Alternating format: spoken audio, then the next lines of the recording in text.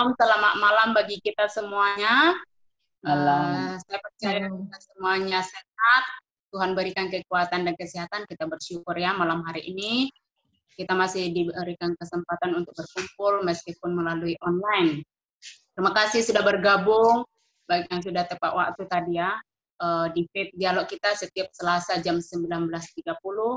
Bahkan mungkin ada beberapa yang baru bergabung juga. Selamat bergabung bagi teman-teman semuanya. Dan kita akan memulainya. Kalau minggu lalu kita sudah belajar tentang iman Kristen dan budaya Tionghoa ya. Banyak kita juga yang pelajari dari Pendeta Hendrare. Dan malam hari ini kita akan membahas pandangan Alkitab tentang kerja. Tapi dari sudut Alkitab yang akan disampaikan nanti oleh Boksu Parlindungan Situmorang dan juga Boksu Sunario. Nah, sebelum kita melanjutkan, lebih baik kita serahkan dulu Tuhan yang pimpin. Kami serahkan Boksu Sunario, pimpin kita dalam doa. Ya, mari kita berdoa. Kami bersyukur Tuhan untuk kesempatan yang Tuhan sudah berikan kepada kami hingga saat ini. Kami boleh sama-sama, walaupun di dalam di keberadaan kami masing-masing di tempat yang berbeda, tetapi kami saat ini boleh akan mendengarkan satu topik tentang kerja menurut Alkitab. Tuhan kiranya menolong menyertai setiap kami untuk ketiga hambamu bahkan yang akan sebagai moderator maupun narasumber. Tuhan kiranya juga Tuhan menolong memberkati. Juga untuk setiap kami yang mendengar, kami semua boleh berinteraksi dengan baik dalam tanya jawab, dalam sharing, semuanya Tuhan kami menyerahkan pada Tuhan. Waktu ini kami menyerahkan pada Tuhan, kiranya Tuhan memberkati setiap kami melalui pertemuan kami malam hari ini. Kami boleh semakin mengerti firman Tuhan dan juga kami bisa menerapkan di dalam kehidupan kami, di dalam hal bekerja. Terima kasih Tuhan, kami menyerahkan waktu ini kepada Tuhan. Tuhan menolong memberkati. Di dalam nama Tuhan kami Yesus Kristus, kami naikkan doa kami. Amin. Amin. Terima kasih Boksu Sunario. Ya, baik Bapak Ibu Saudara, sebelum kita melanjutkan dialog kita, ada beberapa hal yang perlu kita perhatikan. Selama nanti narasumber menyampaikan materi, harap kita semuanya ya, supaya tidak mengganggu satu sama lain. Dan jika ada sesi bertanya, boleh secara chat dan juga secara langsung. Tapi kami sangat berharap kalau Bapak Ibu Saudara bisa secara langsung bertanya ya. Bisa juga nanti menambahkan atau share pengalaman yang sama seperti materi kita malam hari ini. Ya, untuk pertama menyajikan materi, kami persilakan ke Boksu Parlindungan, nanti dilanjutkan oleh Boksu Sunario ya. Kami persilakan Boksu. Baik, terima kasih Cantor Nauli. Bapak Ibu saudara yang dikasihi Tuhan, kita masuki bulan November. Malam ini kita akan membahas tentang pandangan Alkitab tentang kerja. Saya dengan Boksu Sunario akan menyajikannya dan sangat membatasi diri supaya apa yang kita bahas malam ini masih di seputar judul ini, karena dalam 1 bulan ke depan, 4 minggu ke depan, kita akan membahas di seputar pekerjaan. Misalnya minggu depan kita akan membahas bagaimana sebagai pekerja mengelola keuangan dan harta benda yang dipercayakan Tuhan kepada kita. Kemudian minggu berikutnya etos kerja orang Kristen, itu menyangkut bagaimana etika bekerja sebagai anak-anak Tuhan. Maka sebisanya malam ini kita tidak overlap dengan pembahasan 2 minggu depan secara khusus tentang etos kerja ya. Kemudian tanggal 24 November, Selasa keempat, kita akan membahas tentang kerja, tuan, dan hamba. Bagaimana hubungan di antara jaringan pekerjaan yang umumnya ada di dalam setiap keluarga, perusahaan, atau atau lembaga pekerjaan ya. Oleh karena itu, Bapak Ibu Saudara, malam ini kita fokus ke apa yang dikatakan Alkitab tentang pekerjaan itu sendiri. Saya akan mulai.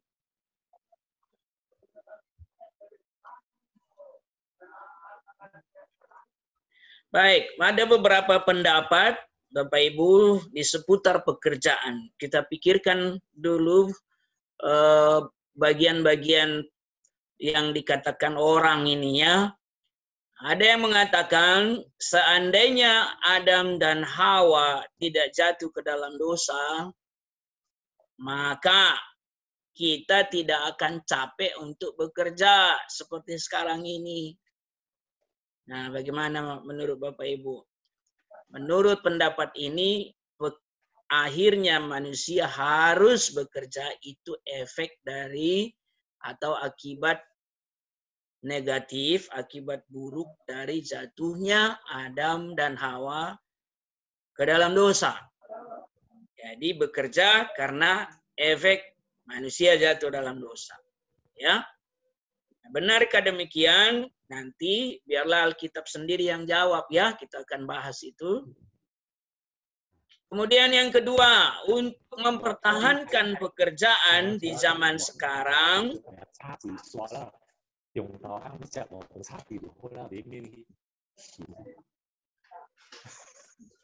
untuk mempertahankan pekerjaan di zaman sekarang, Anda harus mendahulukan pekerjaan di atas segalanya. Dari segi prioritas, apalagi dengan sulitnya mencari pekerjaan atau banyaknya tantangan di dalam dunia kerja, dunia usaha, maka di atas semuanya pekerjaan harus menjadi prioritas. Yang lain nomor 2, 3 dan seterusnya termasuk bisa saja keluarga atau bahkan mungkin pelayanan, ya. Nah, yang ketiga, kalau gajinya besar, itu baru pekerjaan yang bagus. Nah, jadi makanya kadang orang tanya bekerja di mana, itu langsung akan dihubungkan, besarlah gajinya ya, enaklah kamu ya, misalnya begitu ya. Nah, kemudian ada seorang yang bernama Bob Black. Nah, dalam satu tulisannya, esai yang berjudul The Abolition of Work. Ya. Ini suara siapa? Tolong.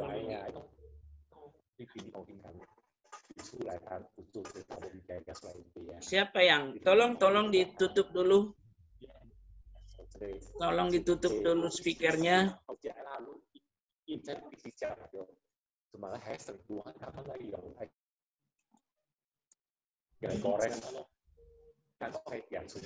Ini Pak Joni Simon ya.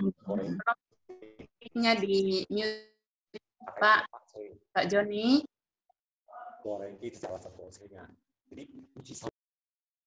Oke. Ya. Saya sudah oke.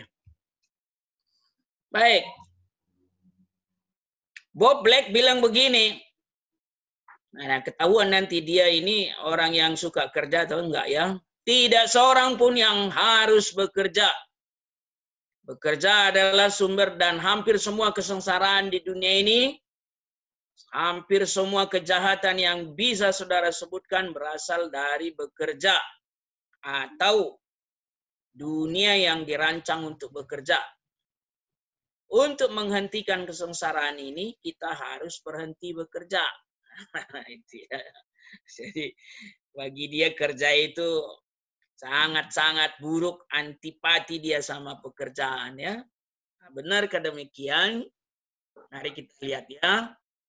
Kemudian ternyata setiap dekade diamati orang ada pergeseran cara pandang melihat dunia kerja itu sendiri. Contoh ya. Nah, saya kira kita masih ada waktu itu, atau sudah ada waktu itu, di era 80-an. orang memandang pekerjaan itu harus kerja keras, work hard, ya. Karena untuk sukses harus kerja keras. Nah itu, ya. Yang tidak bisa dan tidak mau kerja keras pasti tidak berhasil.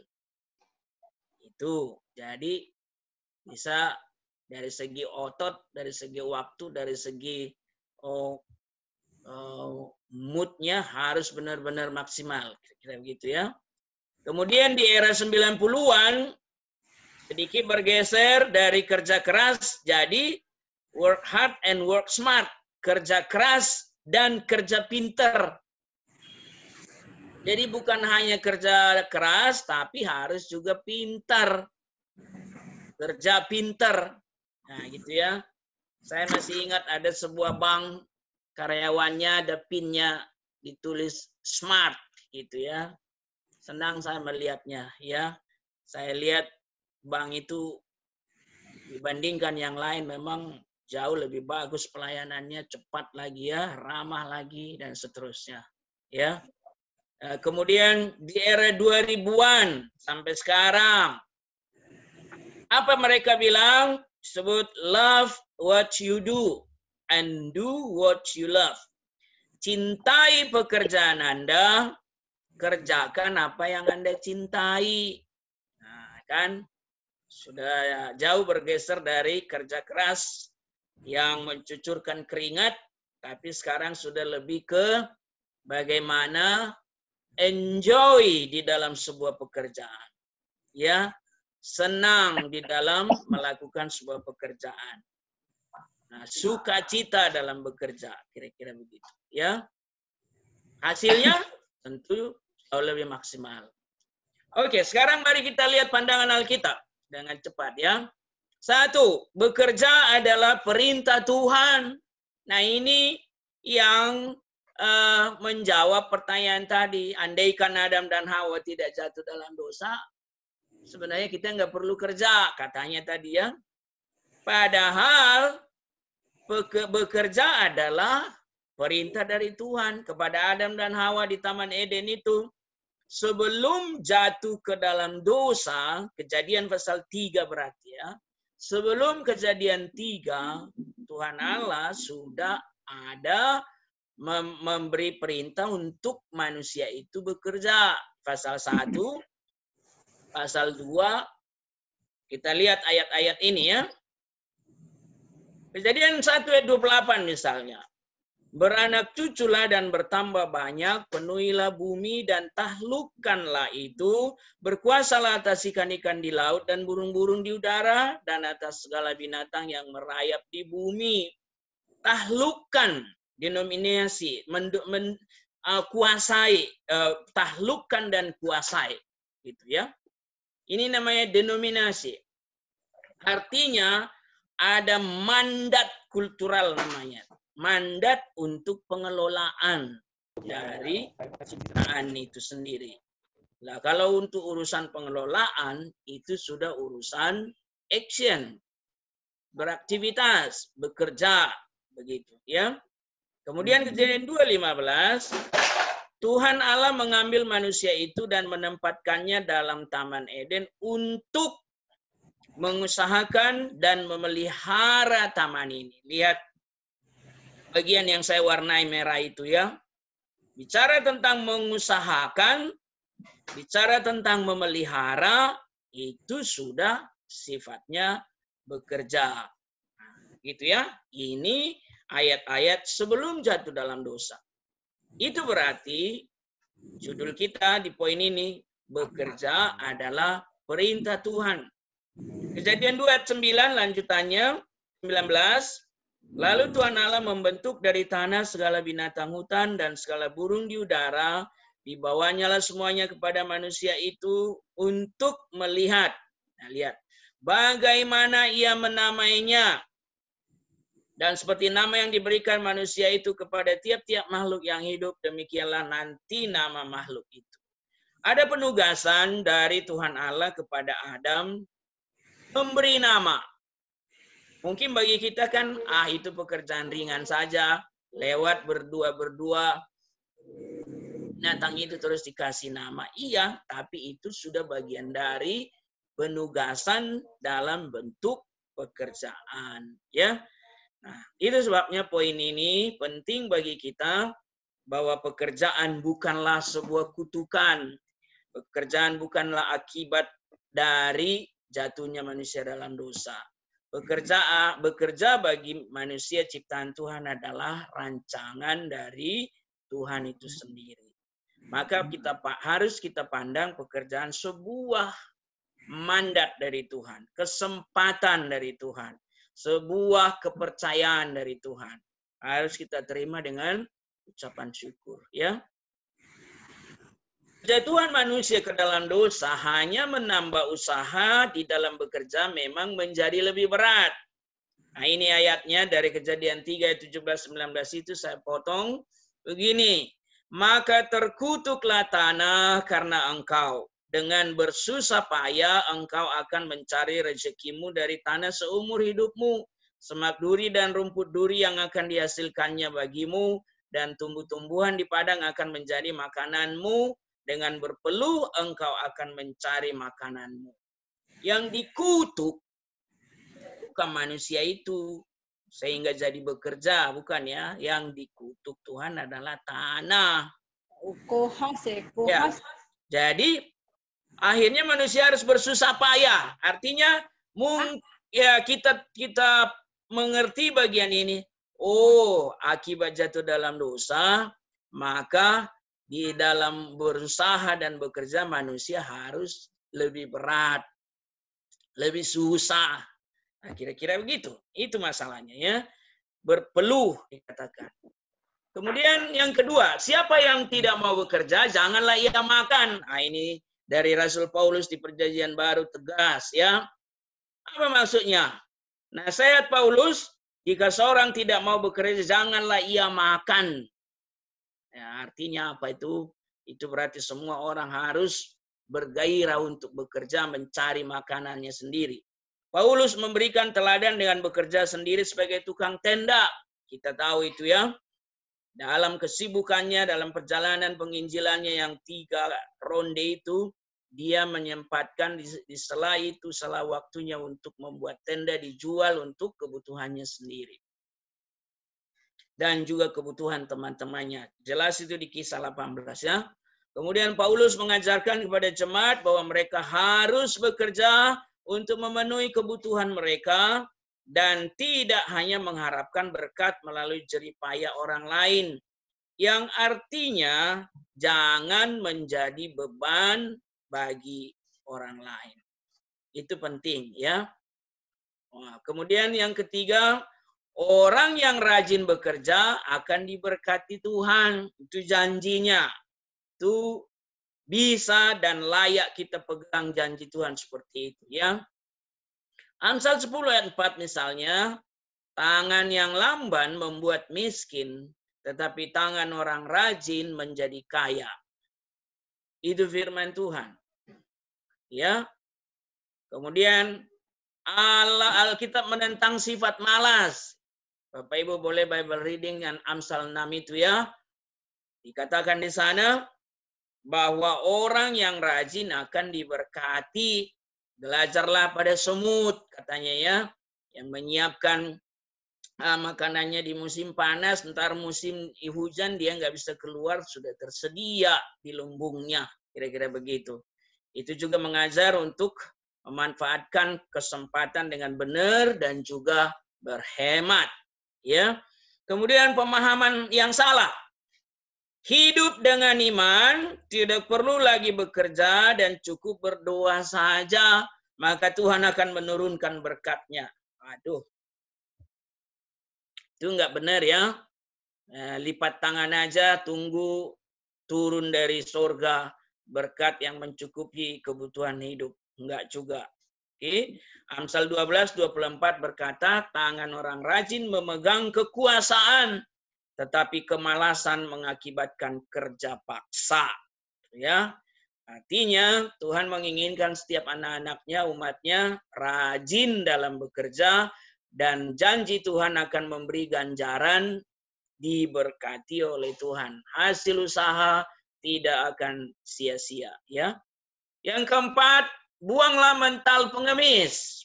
Ya, jangan suka meminta-minta terus. Ya, siapapun kita, termasuk hamba-hamba Tuhan juga, ya. Hanya mengharapkan belas kasihan orang. Itulah sebagian orangnya, tetapi ia sendiri tidak mau bekerja. Nah, akhir-akhir ini saya menyaksikan makin sulit memang kondisi ekonomi, tapi makin banyak orang peminta-minta. Meminta-minta secara sopan, Mas, ada. Agak maksa, ada. Memaksa, ada. Bahkan melalui penipuan, ada. Nah, itu semua satu paket semua itu, ya. Mental pengemis.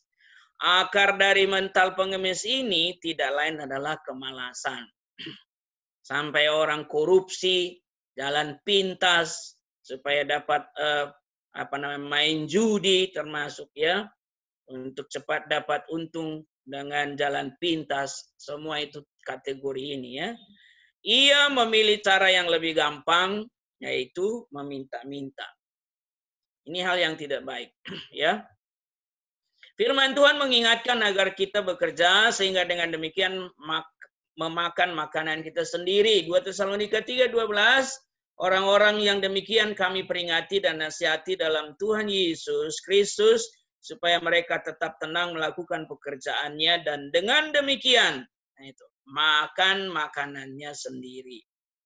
Kemudian, tetapi baiklah ia bekerja keras, ini dalam Efesus, ya, dan melakukan pekerjaan yang baik dengan tangannya sendiri supaya ia dapat membagikan sesuatu kepada orang yang berkekurangan. Bagian lain firman Tuhan adalah lebih baik, lebih bahagia memberi daripada menerima, ya. Baik. Kelima, bekerjalah seperti untuk Tuhan. Standar moral tertinggi di dalam bekerja adalah bekerja seperti untuk Tuhan. Apapun itu bagian yang dipercayakan untuk kita, dilihat orang entah tidak dilihat orang, dinilai atau tidak, harus dilaporkan atau tidak, standarnya adalah berbuat seperti untuk Tuhan. Orang yang menyadari bahwa melalui pekerjaannya setiap hari ia sedang bekerja untuk Tuhan dan melayaninya, maka ia akan mengerjakan pekerjaan itu dengan segenap hati. Mari kita pandang pekerjaan kita juga bagian dari pelayanan kepada Tuhan. Maka di sana pasti kita berjuang ada menghadirkan kebenaran-kebenaran, menghadirkan kemuliaan Tuhan, ya. Apapun juga yang kamu perbuat, perbuatlah seperti untuk Tuhan dan bukan untuk manusia. Itu Kolose 3:23. Kita harus menganggap seluruh aspek kehidupan kita sebagai bentuk ibadah kepada Tuhan, sehingga dan begitu kita akan bekerja dengan segenap hati, ya. Jadi jangan dualisme dalam hidup. Senin sampai Sabtu itu bekerja, Minggu pelayanan, enggak, ya. Atau Senin sampai Sabtu itu bekerja untuk diri kita, baru Minggu untuk ibadah dan pelayanan. Enggak, ya. 24 jam sehari hidup kita dalam semua aktivitas itu adalah ibadah dan pelayanan kepada Tuhan. Bagian poin 6, sebelum saya serahkan ke box senario, ya. Dalam bekerja juga harus ada keseimbangan. Perlu istirahat. Ya, jadi hargai juga waktu-waktu istirahat, ya. Kenapa? Tuhan kasih contoh, Tuhan sendiri beristirahat, ya. Tuhan Allah beristirahat pada hari ke-7. Kejadian 2:3 ayat 3. Lalu Allah memberkati hari ke-7 itu dan menguduskannya, karena pada hari itulah ia berhenti dari segala pekerjaan penciptaan yang telah dibuatnya itu. Oh, jadi dia berhenti. Stop dulu. Nanti di pasal yang kedua bagian terakhir itu, ialah memberi penilaian yang sangat indah sambil menikmati ciptaannya itu, ya. Dia katakan sungguh amat baik, senang dia sambil beristirahat, ya. Apa pentingnya istirahat? Menghilangkan kejenuhan, Bapak Ibu. Karena kita manusia ini kadang bisa jenuh, pekerjaan yang rutin, perlu sedikit menarik diri supaya jangan jenuh. Mengendurkan otot, ya, apalagi kerja pakai otot, ya. Mengendurkan otak juga sekalian lah itu, ya. Proses regenerasi tubuh, maksudnya peremajaan dan pemulihan dari tubuh kita, ototnya kah, darahnya, aliran darahnya kah, dan seterusnya, ya. Meningkatkan produktivitas, pemulihan mood. Ternyata kalau setelah selesai istirahat, ada semangat yang baru lagi, mood yang baru lagi. Itu sebabnya sebetulnya harusnya hari Senin orang jauh lebih bersemangat bekerja. Tapi kadang-kala kata orang sebaliknya. Justru Senin itu menjadi sesuatu yang sangat berat sekali. Mungkin karena hari Minggunya tidak istirahat, justru banyak kali aktivitasnya, ya. Kemudian waktu menjadi quality time untuk keluarga, ya, dibagi. Kalau tadi pekerja menjadi prioritas dari semua, tidak juga benar. Keluarga pun harus mendapat perhatian, ya. Kemudian waktu untuk beribadah dan pelayanan. Kita sudah terbiasa hari Minggu, kita bagi waktu untuk ibadah dan pelayanan, habis itu istirahat dan quality time dengan keluarga, ya. Dan 6 poin ini, pandangan Alkitab yang saya sampaikan. Selanjutnya, saya persilakan Bok Sunario menyampaikan sikap seorang pekerja Kristen sebelum diakhiri nanti masuk tanya jawab. Silakan, Bok Su. Ya, terima kasih, Bok Su Parlindungan. Ya, jadi tadi kita sudah melihat, kita sudah mendengarkan bersama apa yang sudah disampaikan Bok Su Parlindungan tentang bekerja menurut Alkitab itu seperti apa, ya. Kita sudah melihat, dan kalau kita sudah melihat bagaimana bekerja menurut Alkitab, saat ini kita mau lihat sebenarnya sikap seorang pekerja Kristen itu seperti apa, ya. Seharusnya memang sebagai orang percaya, sebagai orang Kristen, kita harus bisa menjadi teladan, ya, bisa menjadi teladan dimanapun kita berada, termasuk di dunia kerja, ya. Oleh karena itu, sikap seperti apa yang bisa menjadi teladan sebagai seorang pekerja Kristen?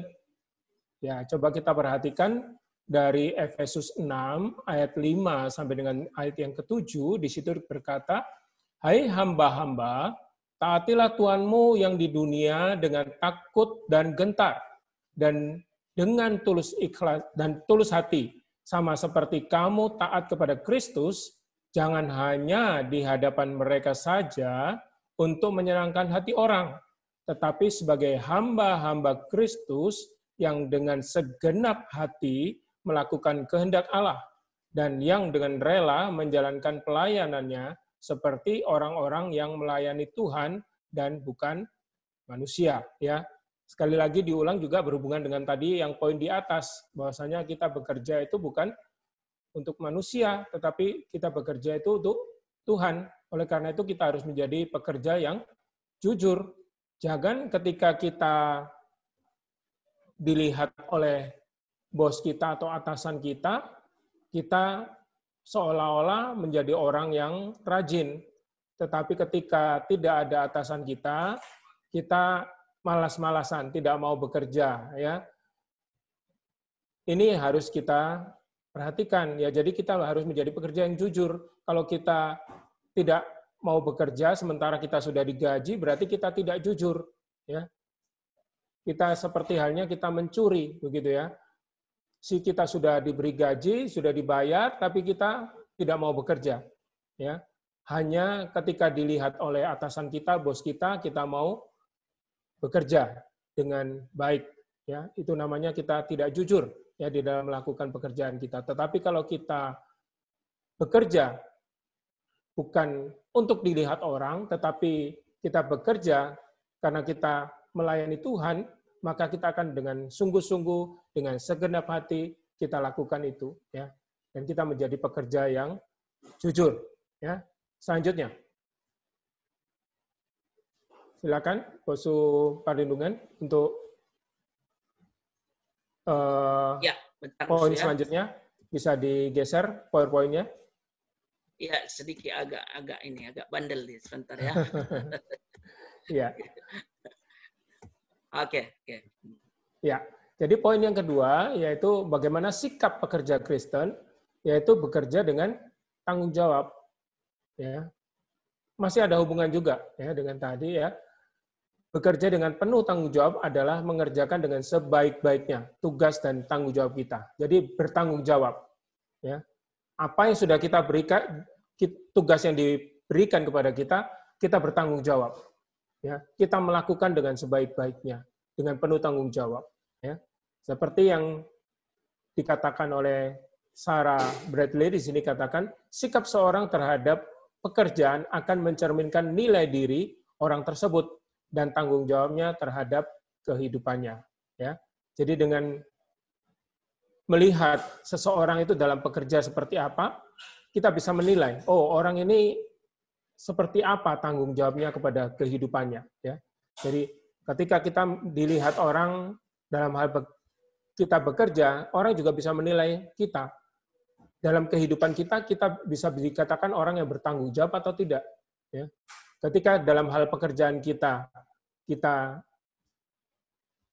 bisa dinilai bertanggung jawab, berarti dalam kehidupan kita juga orang bisa menilai, oh ini orang yang bertanggung jawab.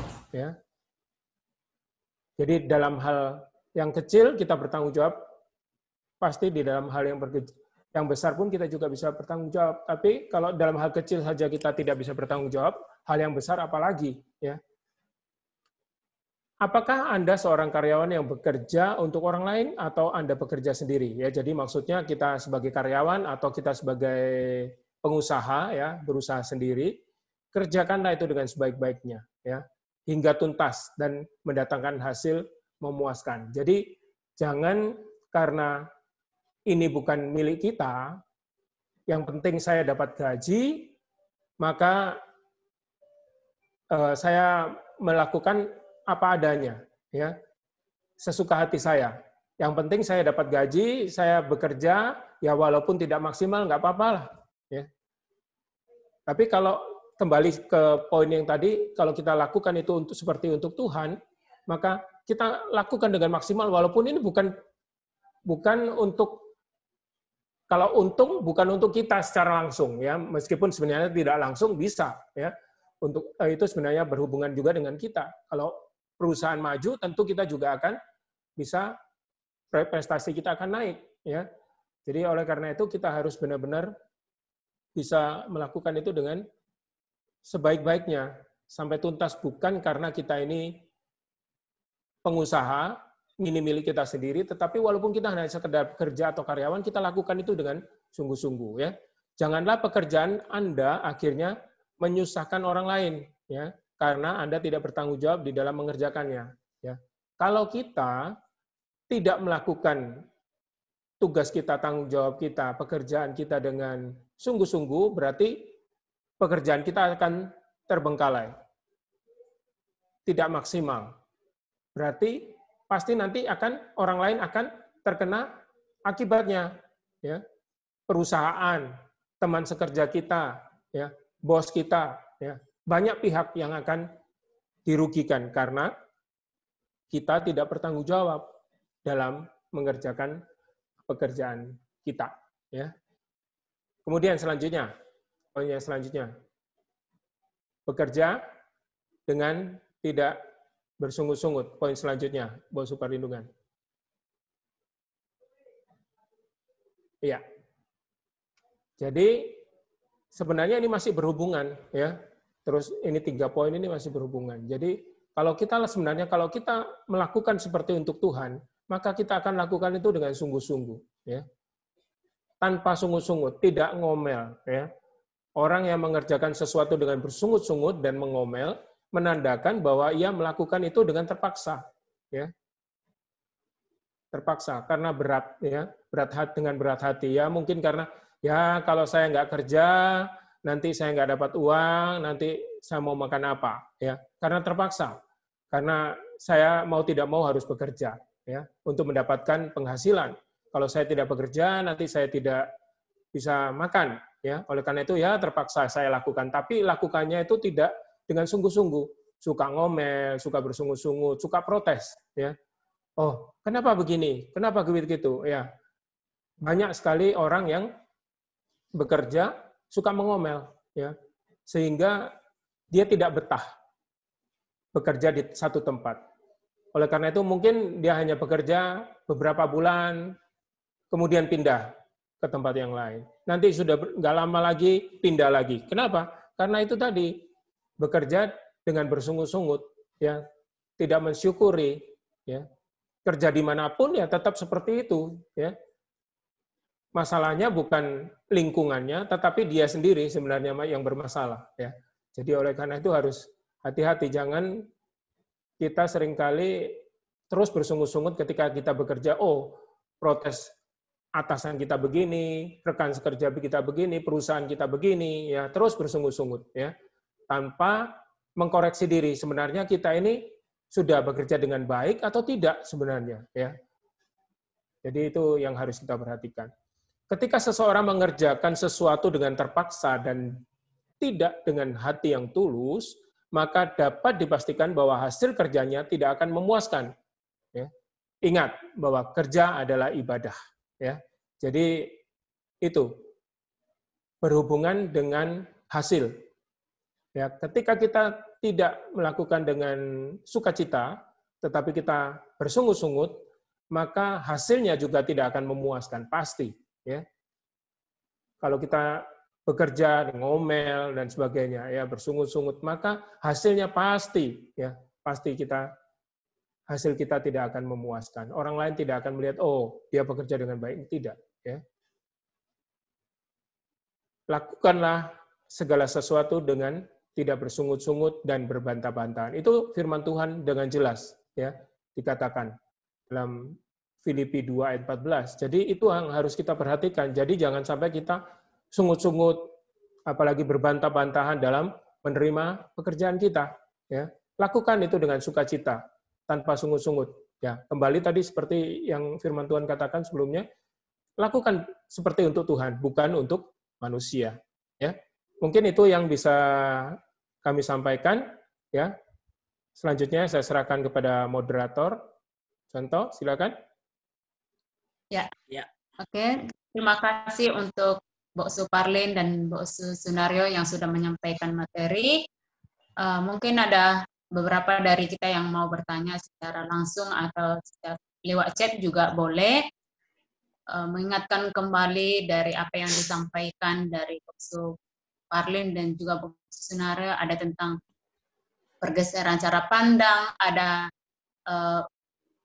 tadi pandangan Alkitab bahwa bekerja itu adalah perintah Tuhan, ada siapa yang tidak mau bekerja jangan dia makan, ada orang yang rajin bekerja akan diberkati, ada juga poin tentang buanglah mental pengemis, dan juga bekerja seperti untuk Tuhan, ada juga perlu istirahatnya, terus sikap kita tadi ada bekerja dengan jujur, penuh tanggung jawab tanpa sungut-sungut, banyak hal yang kita pelajari malam hari ini. Mungkin Bapak Ibu mau bertanya dari poin yang mana, silahkan. Ini juga apakah kita semua termasuk dalam pekerja atau bagaimana, boleh dipertanyakan. Kami persilakan. Ya, kami berharap bukan kami saja yang memberi jawaban dan juga berbagi, ya, karena bekerja adalah bagian yang tidak terpisahkan dari kita semua. Saya tahu teman-teman kita yang ikut ini adalah para pekerja-pekerja yang berpengalaman di bidangnya dan secara waktu juga banyak kenyang dengan pengalaman, ya. Boleh kita saling memberkati malam ini, ya. Silakan Bapak Ibu Saudara.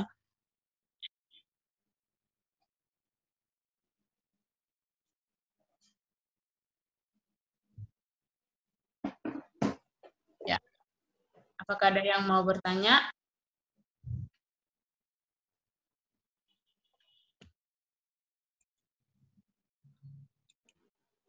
Atau mungkin mau sharing juga boleh, silakan. Ya. Ya, sharing tentang pekerjaannya yang di rumah, di kantor, atau di mana saja boleh. Apakah ini sudah sesuai dengan Alkitab, Bosu? Mungkin mau tanya seperti itu, ya. Atau saya ini bekerja seperti ini. Kayaknya pandangan saya lahiran era 90, tapi yang saya kerjakan itu era 20-an gitu. 2020-an ya. Bagaimana? Yuk.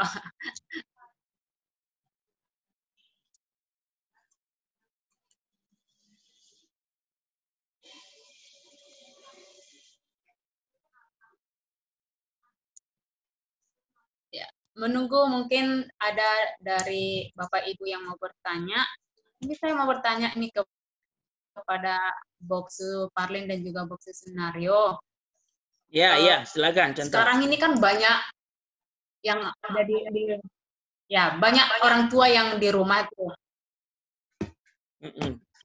Apakah memang ibu-ibu yang di rumah itu termasuk pekerja atau tidak? Jangan-jangan saya harus cari kantor nih supaya saya menjadi seorang pekerja. Bagaimana, Boksu? Apakah semua saya sebagai seorang pekerja dari sebelum matahari terbit sampai jam 11-an masih kerja ini itu di rumah?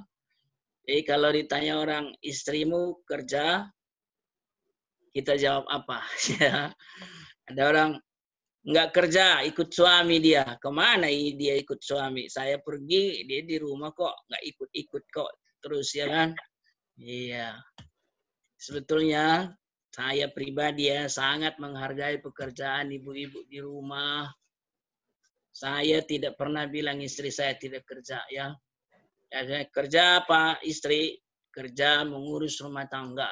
Itu jauh lebih berat kadangkala pekerjaan istri yang kerja di kantoran atau di toko daripada bekerja mengurus rumah tangga. Kadang seisi rumah belum bangun, istri sudah bangun, ya kan? Menyiapkan macam-macam, apalagi anak mau sekolah. Terus nggak selesai-selesai itu. Baru saja misalnya rumah lantai dipel, udah kotor lagi, baru saya dirapikan di sana, udah nggak rapi lagi di bagian lain dan seterusnya. Singkatnya, juga Bapak Ibu Saudara yang istri membantu mencari nafkah tambahan misalnya dari rumah, apalagi dengan kondisi COVID sekarang, ya lewat online ya, internet banyak sekali memberi kemudahan untuk ibu-ibu melakukan sesuatu. Ada hasil kerajinannya, hasil keterampilannya bisa ditawarkan dan seterusnya. Ada orang berminat beli dan seterusnya. Nah, itu semua pekerjaan yang harus kita hargai ya. Dan jadi kalau contoh tanya apa itu disebut kerja, saya sebut itu adalah pekerjaan, bahkan pekerjaan yang mulia ya. Jadi jangan pernah bilang istri ikut suami ya. Kalau memang hanya di rumah mengambil alih semua bagian di rumah, bilanglah bekerja mengurus rumah tangga. Itu pendapat saya. Mungkin Boksu Sunario bisa tambahkan. Silakan. Iya. Ya, benar. Jadi saya sangat setuju ya. Saya sangat setuju dengan Boksu Perlindungan itu. Pendapat Boksu Perlindungan. Saya juga merasakan bagaimana seorang istri ya, semua itu bekerja memang dari mulai bangun tidur sampai malam itu luar biasa ya, bahkan pengorbanan yang apalagi ketika mengandung, melahirkan itu perjuangan yang berat, yang bahkan bertaruh nyawa ya, sampai menjaga anak yang masih bayi dan sebagainya, itu semua perjuangan yang sangat berat, apalagi ya harus melakukan selain pada waktu anak-anak masih bayi itu yang sangat berat, dan bahkan ditambah lagi dengan pekerjaan rumah yang juga harus diselesaikan ya. Jadi memang perlu juga pengertian dari suami-suami juga ya sebenarnya, karena begitu beratnya dan jam kerjanya lebih panjang dari jam suami di kantor ya, jam kerjanya lebih panjang ya, bisa dibilang hampir 24 jam dia bekerja ya. Tapi kalau suami ya kerjanya dari pagi sampai sore udah pulang ya, setelah itu bisa istirahat ya. Oleh karena itu perlu juga pengertian, dan juga perlu juga suami juga bisa membantu meringankan apa yang menjadi beban istri ya.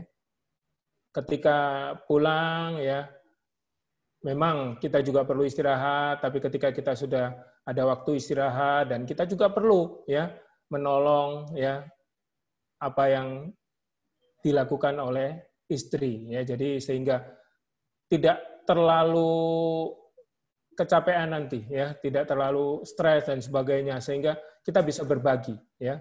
Jadi itu benar-benar itu adalah pekerjaan ya. Saya katakan bukan kalau sebagai ibu rumah tangga itu tidak bekerja ya. Saya sangat setuju dengan apa yang dikatakan oleh Bos Suparlindungan ya. Mungkin teman-teman yang lain juga di sini juga ada ibu-ibu, mungkin ada juga yang bekerja ya. Bahkan ibu-ibu yang bekerja pun bukan hanya bekerja di kantor atau di luar, di rumah pun juga harus mengerjakan pekerjaan rumah tangga bahkan ya. Jadi double pekerjaannya. Jadi memang tugas ibu di sini atau ibu rumah tangga di sini nggak gampang, ya berat sekali. Ya perlu para suami juga untuk memberikan dukungan, ya bantuan juga sehingga tidak terlalu membebani, stres dan terlalu berat. Ya terima kasih. Ya terima kasih Mbak Suparlin dan Mbak Sunario. Mungkin ada ibu-ibu yang juga mencurahkan isi hatinya dalam hal ini. Silakan. Bos Suparlin sama Bos Sunario, saya mungkin mau kasih sedikit pertanyaan. Silakan bro, silakan. Yang pertama, pekerjaan misalnya mencari nafkah, prinsip-prinsipnya apakah bisa disamakan dengan pelayanan di gereja? Itu yang pertama. Kedua, misalnya kita kerja di satu perusahaan dan kedudukan kita memaksa melakukan hal-hal yang kurang baik. Contohnya, misalnya kita di bagian pembukuan. Perusahaan mengharuskan kita melakukan kecurangan, misalnya pelaporan-pelaporan yang tidak benar, yang bentuknya mengurangi pajak dan lain sebagainya. Satu sisi kalau kita nggak bekerja, mau bagaimana? Kedua, biasanya jabatan-jabatan demikian, itu penghasilannya lebih besar. Nah, apakah kita harus melepaskan pekerjaan tersebut, sedangkan satu sisi saat sekarang susah sekali cari pekerjaan, dan bagaimana kita menyikapi hal ini? Ya, jadi ada dua tadi lah. Jadi dari jawaban Bok Sunario dan Bok Suparlin, nanti mungkin saya ada kelanjutan pertanyaannya lagi. Itu dulu ya, thank you. Ya, silakan Bok Suparlin mungkin mau menjawab.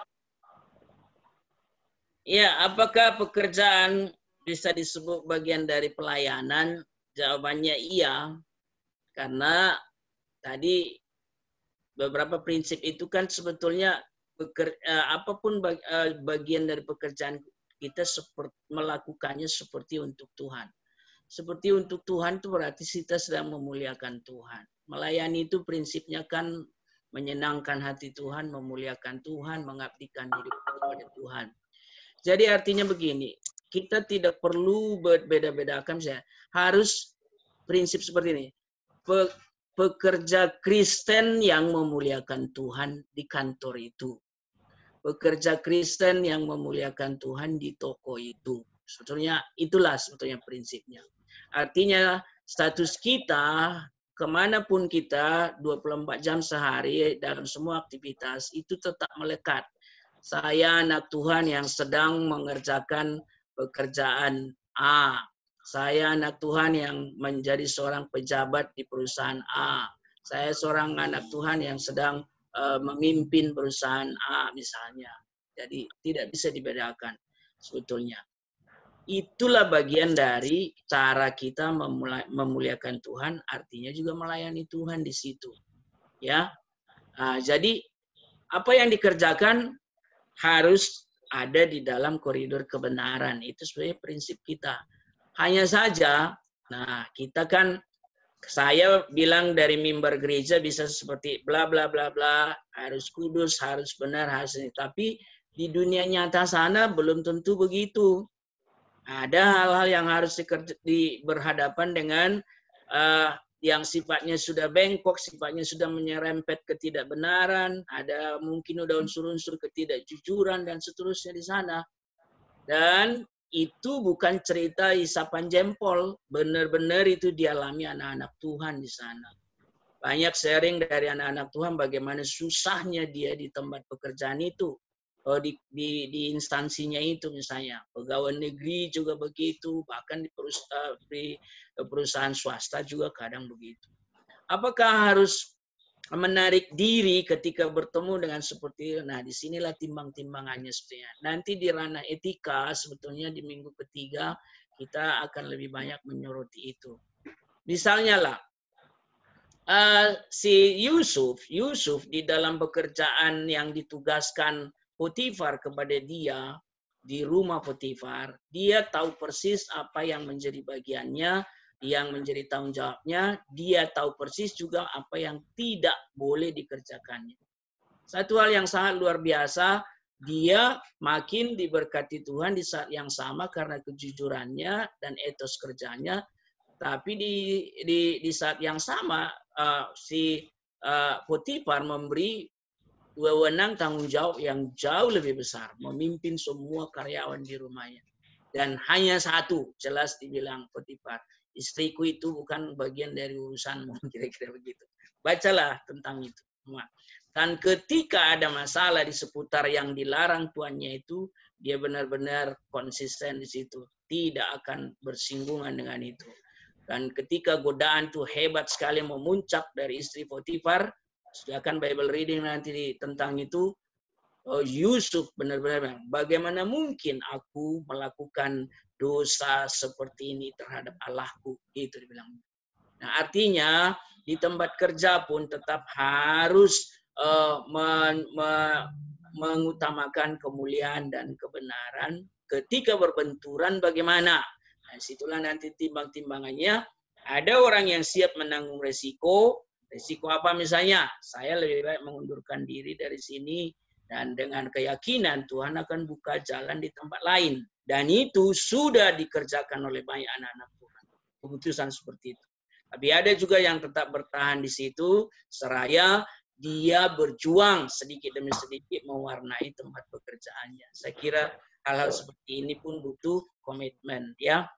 Nah, tapi kita pun tidak boleh langsung dengan cepat-cepat menghakimi saudara-saudara kita yang bekerja di tempat yang sulit seperti itu.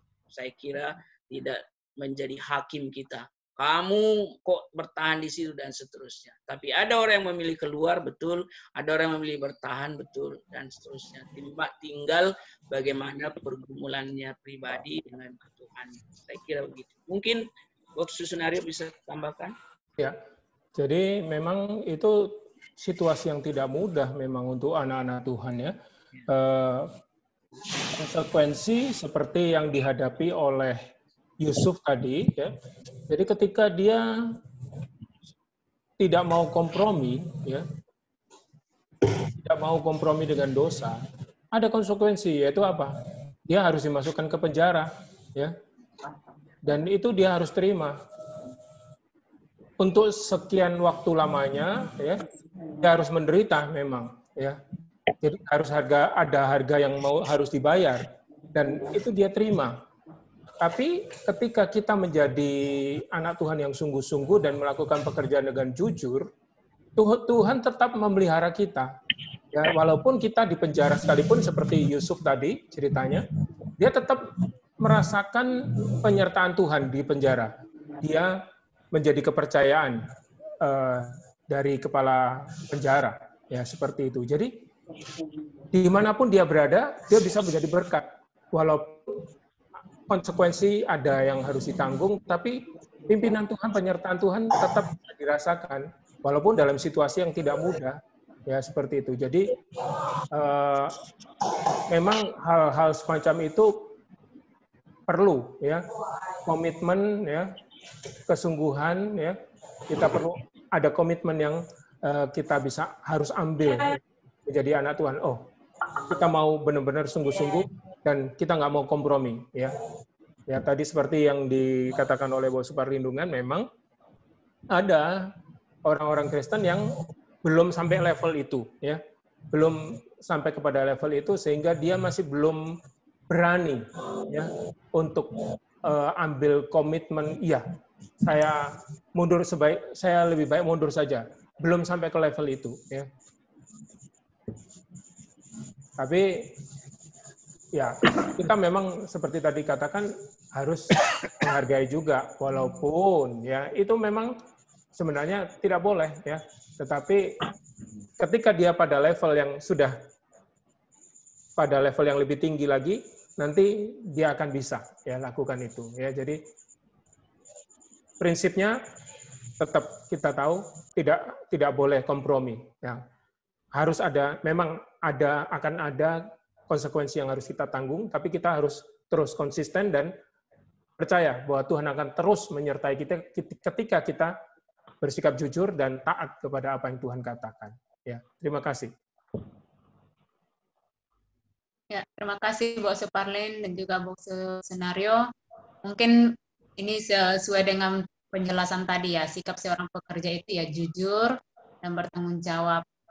Pak Johan, apakah ada yang mau ditambahkan tadi? Mau bertanya lanjut? Saya bisa tambahkan. Ya, siapa yang mau tambah tadi? Ya. Oke. Saya Agus. Ya, Pak Siwi, Ya. silakan. Ya. Ya, memang kalau melihat dari pembahasan kita ini menarik oleh karena ini akan menjadi pertaruhan ketika sudah di dunia nyata orang bekerja. Ya. Karena itu saya berpikir hal-hal semacam ini, risiko-risiko yang akan dialami ketika bekerja itu dalam rangka pelayanan gereja itu kepada anak-anak muda yang akan memasuki usia kerja, itu kita sudah bekali dengan kematangan iman, ya, spiritual quotient, ya, artinya dia rohaninya kuat, bertumbuh secara dewasa, sehingga dia punya kemampuan untuk menghadapi kondisi-kondisi seperti ilustrasi yang disampaikan Pak Johan tadi. Kita mengambil contoh di Alkitab. Ya, selain Yusuf tadi, saya kira ada lagi contoh Daniel dan teman-temannya. Ya. Itu Daniel dan teman-temannya memilih resikonya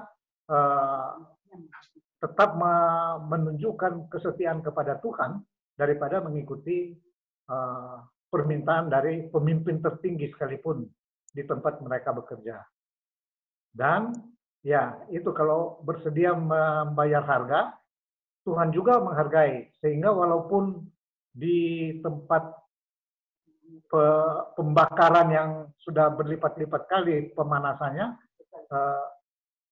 tidak mempengaruhi mereka untuk menunjukkan bahwa orang yang takut akan Tuhan itu dipelihara oleh Tuhan.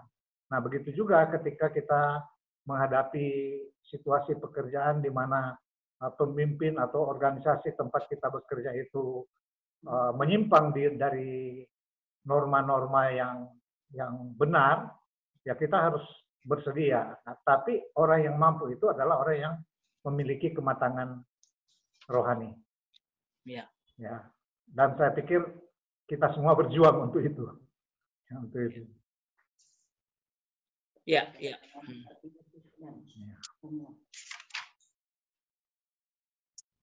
Ya, bagaimana Pak Johan? Ya, saya setuju sih. Tapi walau bagaimanapun, kadang-kadang melihat situasi dan toleransi itu menyebabkan selalu terjadi pengecualian dan pembenaran. Di sini sebenarnya perlu satu petegasan aja. Kita sebenarnya harus berani ambil sikap terhadap sesuatu yang tidak benar sebagai anak Tuhan. Kita harus berani mengatakan itu tidak.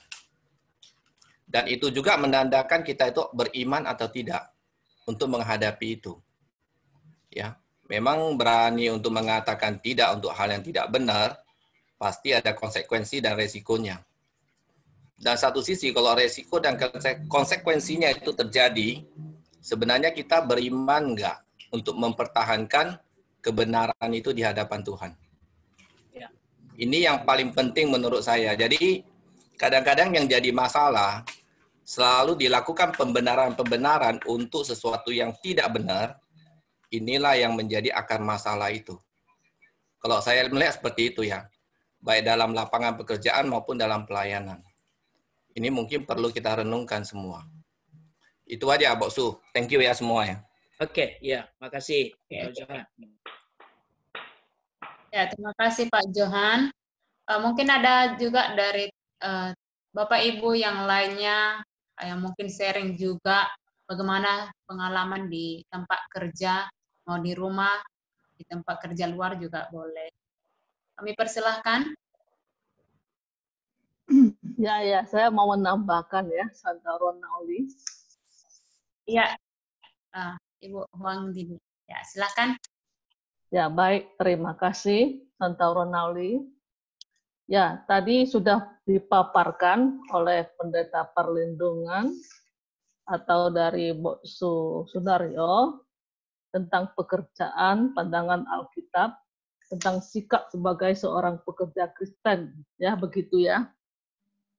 Nah, jadi dari sana ada satu ayat tentang ayat pasal Kolose, pasal 3 ayat 23. Ya. Bunyinya, apapun yang kamu perbuat, perbuatlah dengan segenap hatimu seperti untuk Tuhan, bukan untuk manusia. Nah, sebaik ayat ini menurut saya sangat penting, ya, terutama bagi seorang pekerja yang berkecimpung di dalam bidang pekerjaan atau lingkungan pekerjaan yang tidak jelas, ya. Seperti kita ketahui, kadang-kadang ada pekerja, ya, yang lingkungannya mungkin tidak cocok. Apa saja yang tidak cocok, ya, mungkin saja gaji nggak cocok, mungkin saja job description-nya yang nggak jelas. Mungkin saja bosnya yang bertindak semena-mena. Jadi karena lingkungan-lingkungan yang dia temui seperti itu, mungkin saja membuat dia bekerjanya juga tidak sepenuh hati. Jadi dari kitab Kolose 3 ayat 23 ini bisa menjadi pegangan orang Kristen dalam bekerja ya. Jadi dengan pegangan seperti ini maka orang tersebut bisa bekerja dengan segenap hati, ya. Kita memandang Tuhan dalam bekerja, ya. Kalau kita memandang manusia banyak kecewanya, ya. Kita pandang Tuhan, bekerjalah seperti untuk Tuhan dan bukan untuk manusia. Bekerjalah walau dilihat atau tidak, karena Tuhan kita melihat di dalam hati. Dan ada upahnya bagi orang yang bekerja dengan sepenuh hati, dengan jujur, ya sesuai dengan iman kekristenan yang dia miliki. Jadi juga bagian dari perwujudan iman dia di dalam bekerja itu sebagai dari perwujudan bagaimana supaya firman itu menjadi hidup, bisa menjadi buah di dalam lingkungan dia bekerja. Nah, seperti itu. Jadi ayat yang menjadi pegangan, yang bisa menjadi pegangan bagi orang pekerja Kristen, itulah Kolose 3 ayat 2, menurut saya seperti itu. Ya, terima kasih. Ya, terima kasih Ibu Lide. Betul sekali ya, harus jujur dan pegangan yang memberikan kekuatan yang memang firman Tuhan tadi. Kalau di dunia banyak kekecewaan, tapi Tuhan akan terus menolong kita lah melakukan yang terbaik dalam pekerjaan kita. Ya, mungkin ada dari teman-teman yang lainnya, Bapak Ibu Saudara, yang mau menambahkan, mau sharing atau mau bertanya, kami persilakan. Contoh, saya mau sharing contoh. Oh iya, silakan. Ini setiap pagi saya sering saat teduh pas kerja jualan gitu kan. Jadi tetap utamakan untuk saat teduh terlebih dahulu. Setelah itu baru bekerja. Dan saya merasakan Tuhan Tuhan menolong di dalam pekerjaan saya. Sepertinya Tuhan mengirimkan banyak orang-orang pembeli-pembeli dan mau membeli barang dagangan dengan yang saya jual dengan harga yang agak mahal. Dan saya tahu bahwa Tuhan sangat baik, selalu menolong dalam kehidupan saya. Itulah sharing saya. Jika bila saya dekat dengan Dia, itulah sharing saya. Terima kasih, Chantal. Iya, Cik Lindawati, terima kasih sharingnya menguatkan ya. Ya. Ya, terima kasih ya Ibu Linda. Semoga menjadi berkat juga, memberikan kesaksian nanti di tempat kerja, memberikan saksi ya, menjadi bagaimana sih pekerja yang benar, menjadi orang Kristen, sikap yang betul. Ya, mungkin ada dari yang lainnya, Bapak Ibu Saudara. Contoh, aku mau sharing. Ya, silahkan Ibu. Ya, Ibu Liong. Ya, terima kasih atas kesempatan yang diberikan malam hari ini. Tadi Bok Susunario sudah menerangkan sikap seorang pekerja Kristen, yaitu 1, bekerja dengan jujur, 2, bekerja dengan penuh tanggung jawab. Nah, yang ini item kedua ini bekerja dengan penuh tanggung jawab. Saya ada pengalaman pribadi.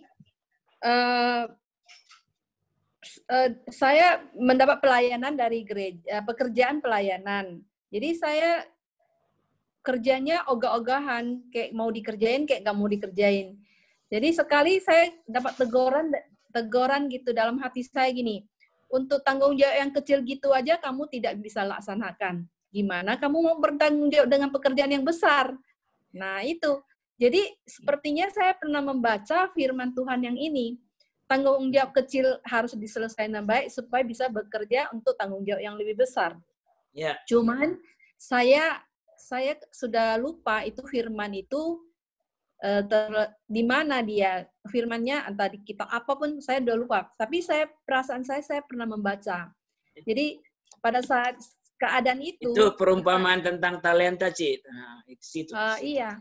Nah, mungkin ya. Jadi saya pikir pekerjaan yang diberikan, pelayanan yang diberikan dari gereja yang hanya yang kecil aja kamu tidak bisa bertanggung jawab mengerjakannya dengan selesai dengan bagus. Gimana nanti kamu bisa bekerja atau dikasih tanggung jawab lebih besar. Nah itu loh, ada satu teguran di hati saya.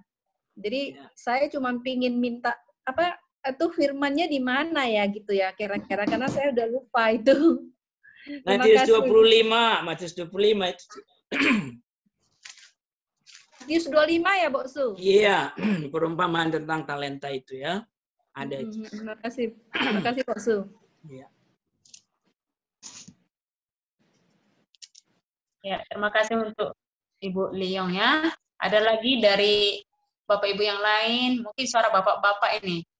Dari mana nih? Ayo kami persilakan.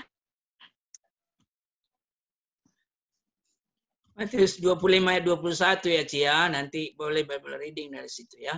Boleh baca. 21 dan seterusnya. Iya, sebelum yang lain saya tambahkan sedikit. Pernah saya ketemu dengan seorang pengusaha, seorang bapak etnis Tionghoa ya. Tapi dia bukan Kristen, belum Kristen lah, begitulah. Terus saya tahu kesempatan itu penting ya, saya mengakrabkan diri dalam berbincang-bincang begitu. Tapi satu hal yang sangat meneguhkan, berbangga saya, begini dibilang. Saya sampai hari ini dibilang, kalau saya merekrut karyawan, saya tetap memilih dari yang beragama Kristen, dibilang. Dia sendiri yang bilang begitu ya. Kenapa Pak? Terus dia bilang, saya melihat yang Kristen itu jauh lebih bertanggung jawab. Dia bilang, jauh lebih rajin, bilang, jujur, gitu ya.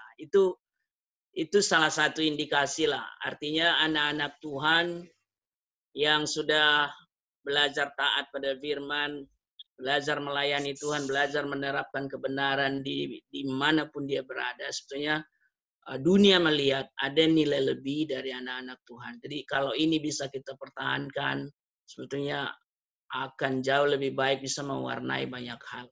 Sungguh itu bukan cerita orang kepada saya, tapi saya sendiri yang langsung berhadapan dengar dari Bapak itu ya.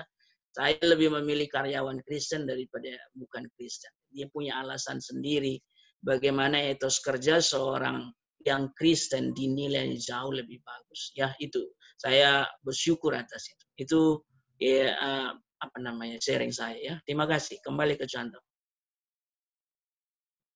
Ya, terima kasih Bosu untuk sharingnya. Ya, apakah ada lagi yang mau bertanya? Ya, saya mau tambahkan. Ya, silakan.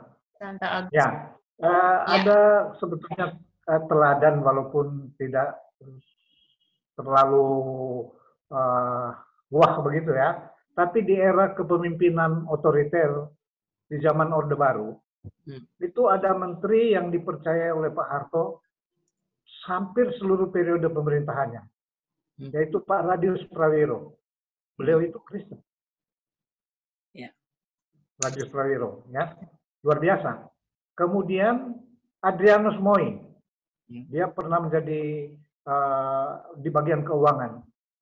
Itu di tempat-tempat strategis saya lihat Pak Harto pada waktu itu, walaupun dia seorang Muslim dan otoriter, tapi dia lebih mempercayai figur-figur Kristen pada waktu itu untuk menempati posisi-posisi penting di kabinet beliau. Jadi saya kira memang bagaimanapun orang akan melihat kejujuran ya, kejujuran dan kerja keras itu jadi menjadi model lah. Iya, iya. Oke. Ya, terima kasih Contar Agus. Ya, terima kasih. Apakah ada lagi yang mau menambahkan, sharing atau mau bertanya? Persilakan kembali kepada Bapak Ibu Saudara. Ya, si Apin, ya silakan. Saya mau tanya, Bu Superlindungan, saya mau tanya.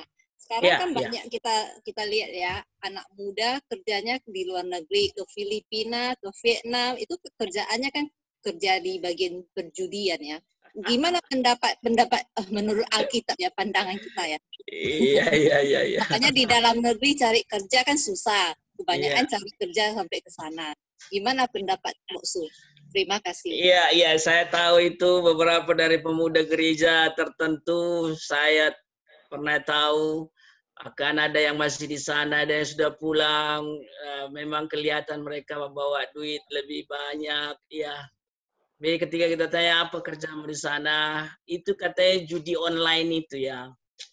Kadang-kadang memang kita terima SMS judi online, dari mana itu ya? Saya kadang-kadang terima disuruh pasang judi apa gitu. Wih, hebat nih ya. Jadi saya setiap ketemu seperti itu kepada mereka atau kepada anak-anak muda lain, selalu saya bilang, kalau kita sudah mengerti kebenaran, janganlah kita bekerja di tempat seperti itu.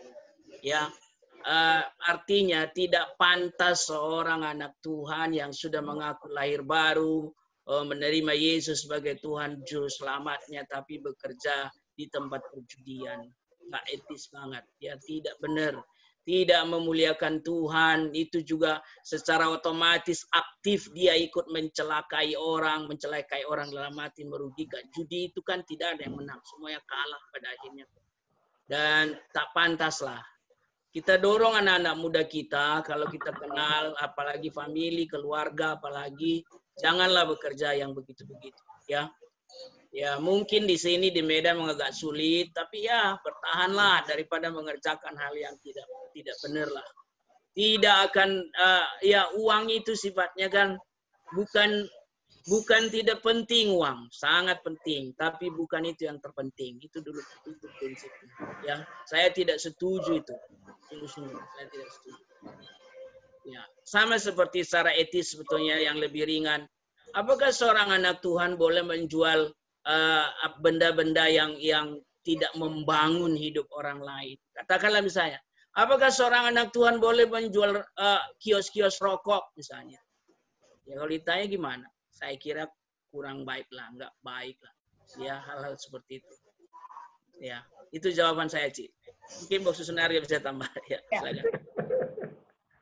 Ya, jadi Silakan Bok Susunario. Ya, prinsipnya masalah kembali ke yang di Korintus itu, ya. Jadi sebenarnya kalau kita melakukan sesuatu itu membangun nggak, memuliakan Tuhan nggak, ya. Jadi kalau ditanya boleh atau enggak, ya. Kalau kita lakukan itu bisa jadi batu sandungan untuk orang lain enggak gitu. Nah, seperti itu. Jadi itu prinsipnya. Jadi kalau kita sadar bahwasanya ketika kita melakukan itu jadi batu sandungan, tidak memuliakan Tuhan, ya jangan dilakukan. Ya. Seperti itu. Terima kasih.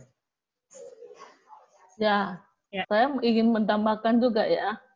Saya setuju dengan yang ya baik Santa Ronali.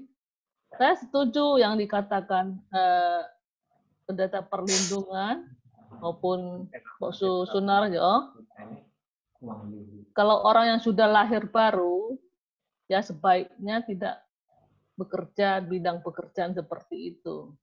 Memang zaman-zaman sekarang memang susah cari pekerjaan, ya. Tetapi ada yang bertanya seperti itu. Nah, saya juga menyarankan mereka kalau bisa jangan pekerjaan seperti itu diambil. Ya, kalau bisa cari yang masih lokal di Indonesia. Kita doakanlah supaya dapat pekerjaan di Indonesia, tak usah ke luar negeri, walaupun penghasilan di luar negeri dalam US dollar atau apa ya kan lebih tinggi. Nah, ada juga kenalan saya yang bekerja di luar negeri, bidang perjudian juga katanya. Memang kelihatannya sukses gitu. Dia ada kirim-kirim uang, ya, bahkan mengkredit bangunan rumah, ya, karena dari kiriman dari anaknya itu. Nah, jadi seperti yang tadi Pendeta Perlindungan katakan bahwa bagi orang yang sudah lahir baru, sudah kenal Kristus, baiknya tidak melakukan pekerjaan seperti itu. Jangan-jangan nanti menjadi batu sandungan sama orang lain. Ya, kira-kira seperti itu. Oke, kembali ke Santa Ronali. Ya, terima kasih sudah menambahkan ya bersama pendapatnya. Bagaimana dengan yang lain? Masih ada yang mau menambahkan atau yang mau bertanya?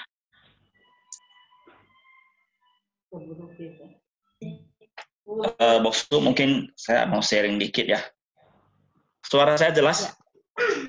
Jelas. Suara saya jelas ya? Silakan, jelas. Oke. Ya, selamat malam ya.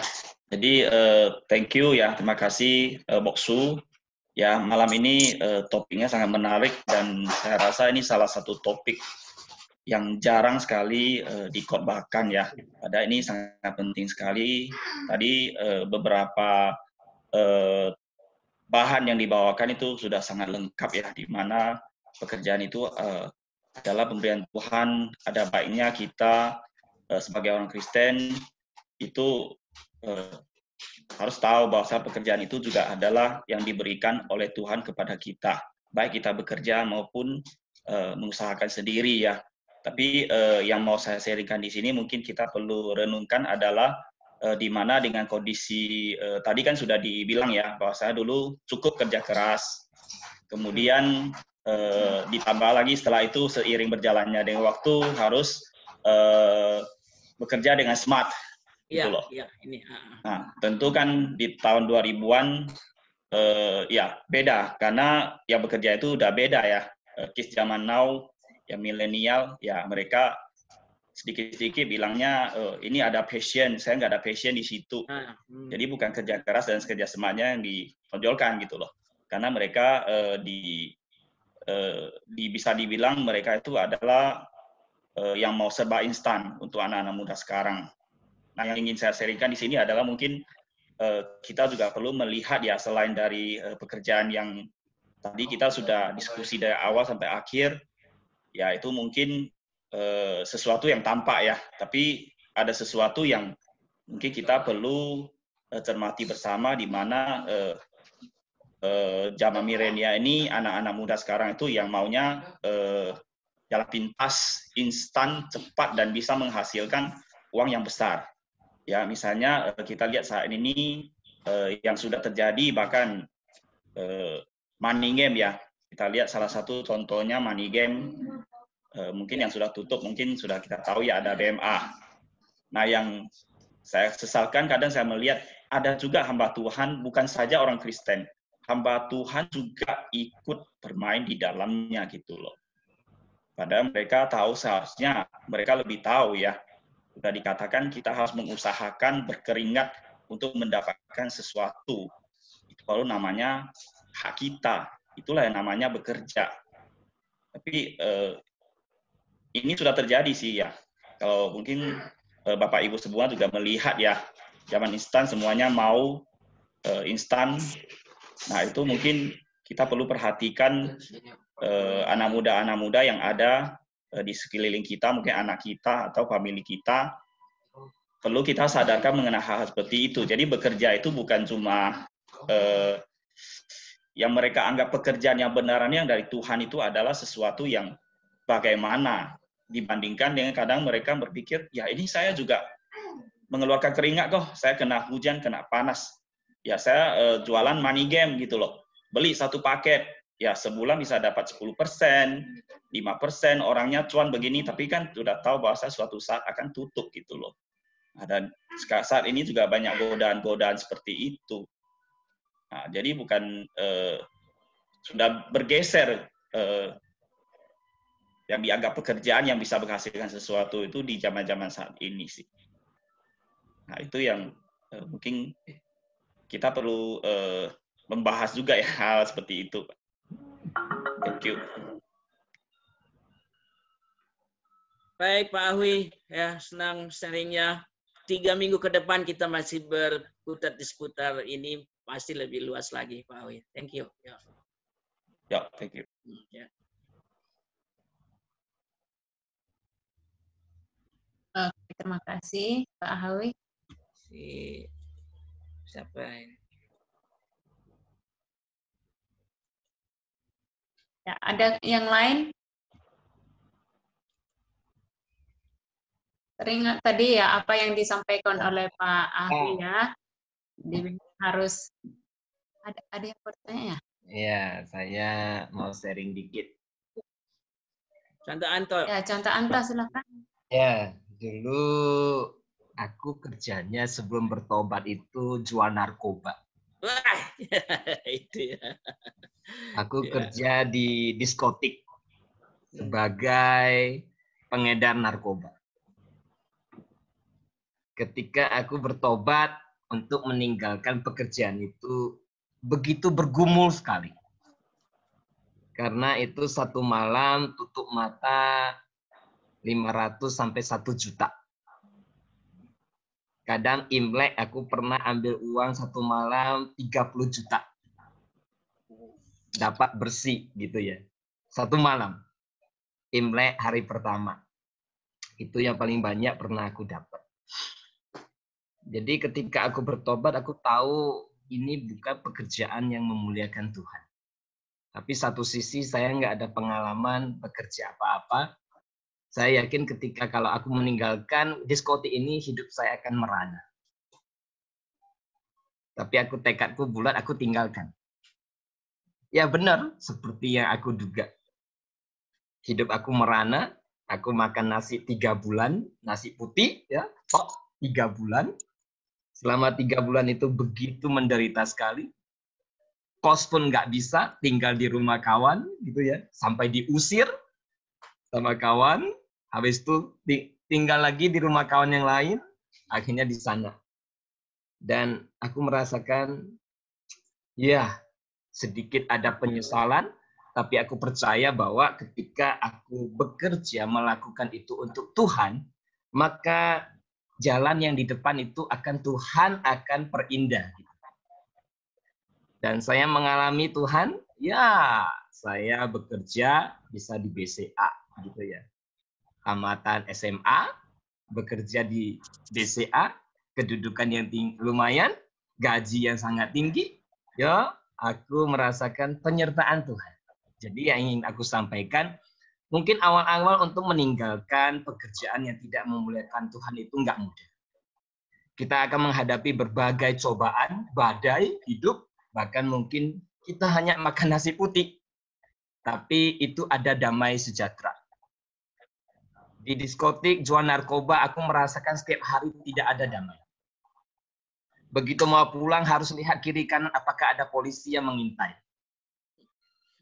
Jadi ketika aku meninggalkan sana, aku merasakan ada kedamaian. Walau makan nasi goreng, nasi putih, ya gitu ya, ikan asin gitu. Tapi aku ada damai. Tapi kasih Tuhan luar biasa. Dia tidak meninggalkan hamba-hambanya yang betul-betul mengandalkan Dia. Akhirnya Tuhan mengangkat saya, ya, dan ya puji Tuhan. Jadi sharing, menghimbau juga kawan-kawan. Jangan takut ya untuk melakukan bagi Tuhan. Mungkin awal-awal susah, tapi kedepannya Tuhan akan membuat segala sesuatu indah pada waktunya. Ya, terima kasih. Amin. Ya. Ya, terima kasih Chandra Anto. Ya, mungkin untuk satu pertanyaan lagi atau satu orang yang sharing boleh. Yang terakhir. Contoh kalau ada kesempatan mungkin saya boleh tambahkan sedikit lah. Sharing aja lah. Ya, silakan Bro. Menurut pengamatan saya lah ya. Jadi menurut saya ya, untuk bekerja itu mencari uang memang harus sesuai dengan firman Tuhan. Ya. Mengenai kita itu bisa berpenghasilan banyak atau enggak, menurut saya itu bukan yang diutamakan. Kalau itu yang diutamakan, segala cara pasti diharapkan. Tetapi yang penting dalam pekerjaan atau pelayanan itu, ada damai sejahtera di hati. Itu jauh lebih penting. Seperti yang tadi, Contoh Anto katakan, ya menurut saya itu sesuatu yang benar ya. Kalau yang dijadikan fokus dalam pekerjaan kita adalah materi, ya, maka kita berat untuk melakukan hal yang benar. Tapi kalau bukan itu fokus utamanya, ya, maka bukan berat ya untuk melakukan atau meninggalkan pekerjaan yang sudah membuat kita senang selama ini. Saya pikir seperti itu sih. Ini hanya tanggapan saya ya. Terima kasih. Ya, terima kasih Pak Johan. Oke, sebelum saya menyampaikan kesimpulan, mungkin ada tambahan dari Pak Suparlin atau Pak Susunario, silahkan. Ya, saya kira apa yang kita pelajari malam hari ini sedikit banyak menstrum kita ya, jadi mengingatkan kita kembali bahwa bekerja adalah sebuah panggilan mulia dari Tuhan untuk kita semua. Maka marilah kita melakukannya dengan sukacita dan joy, dengan tetap berjuang berdiri di atas kebenaran, kemuliaan Tuhan dinyatakan di sana.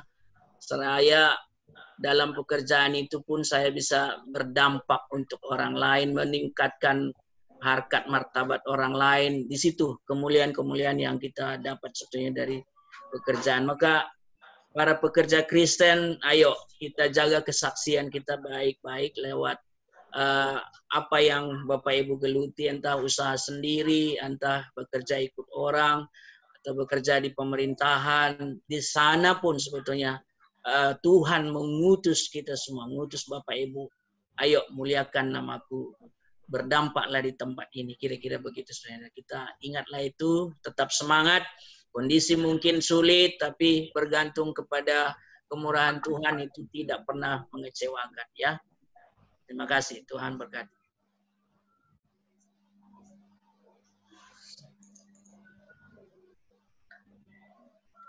Ya, dari Pak Sunario ada tambahan? Cukup dari saya. Terima kasih. Ya, terima kasih untuk Bapak, Ibu, Saudara yang sudah bergabung dalam dialog ini. Saya akan membacakan beberapa kesimpulan kita untuk malam hari ini ya. Yang pertama, bekerja adalah perintah dari Tuhan di Kejadian 1 ayat 28, Kejadian 2 ayat 15-19.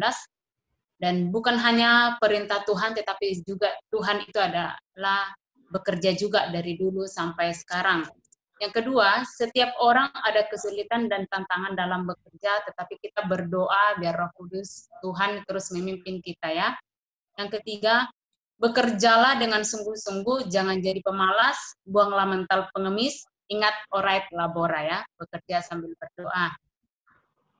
Yang keempat, apapun pekerjaan kita, bekerjalah seperti untuk Tuhan dan bukan untuk manusia. Kolose 3 ayat 23, bahkan aspek hidup menjadi bentuk ibadah kita kepada Tuhan.